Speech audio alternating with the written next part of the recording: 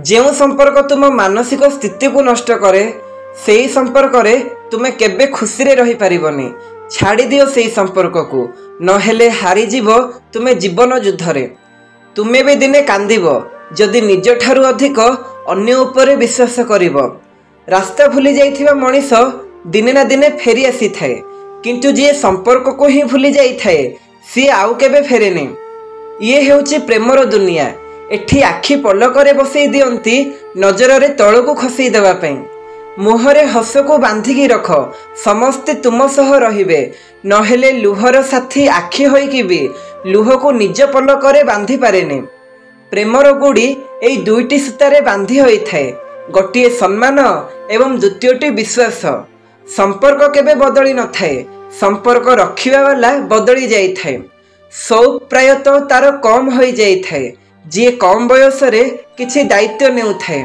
मु केबे काहाको परखिनी, जेते प्रेम करिछि सेतिकी प्रेम केबे पाइनी।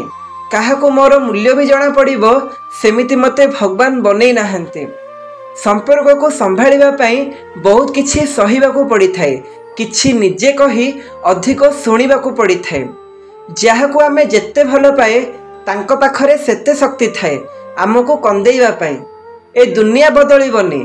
बंचिथिबा मनीष को चुप करई दियंती आउ मरी जाइथिबा सबको पचारंती तुमे कथा काहेकि कहून।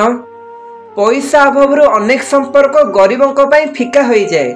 आउ किछि लोकंक पाखरे पैसा ही गले से माने आमको गरीब भाबी आम ठारू संपर्क को फिका करी दियंती।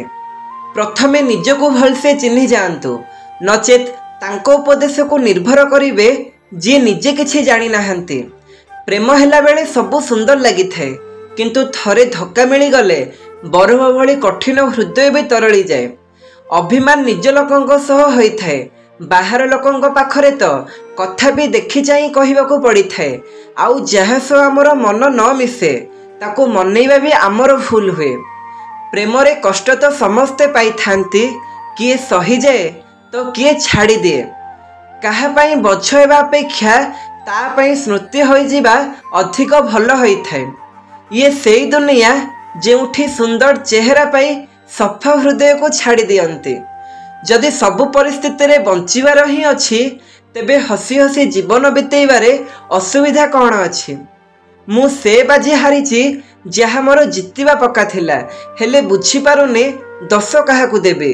हरैथिबा बाहर मनीष को ना मते हरैबारे साहाय्य करिथिबा निज लोकंको। निजको एते भी सस्ता करि दियोनी कि लोके आपण को व्यवहार करिवे, कारण जेउ तार रे करेन्ट न थाए लोके सेथिरे कपड़ा सुखै दियंते। बाहर शांत देखा जीवा पई भितरु बहुत लढिबाकू पड़ी थाए। एथि पई दुख करनी कि आपण को केही बुझी पारु नाहंती। दुख एथि पई कर जदि एबे भी निजे आपण निजको बुझी पारु नाहंती। जदि संपर्क तुमर तेबे ताकू रखिबो कि भांगिबो ये निष्पत्ति भी तुमर हेबा दरकार। अन्य को कही संपर्कर महत्व कमाओ नाही। स्वप्न इच्छा आउ मनीष जीवन रे जेते कम रहिबो जीवन रे आनंद सेते अधिक रहिबो। काहाकू चाहिबा आकर्षण होई पारे, किंतु काहा बाट को सब बेले चाहिकी रहिबा निश्चय प्रेम ही होई थाए।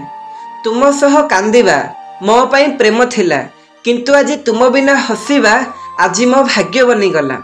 मनीष केवल सेई मनीषर कथा को चुपचाप शुणी थाए जहाको सी हरैबाकू डरु थाए। काहाको भल पाइब तो एते भल पाओ कि जेमिति सी आउ काहाको चाहिले केवल तुमे आउ तुमे ही मने पड़िबो।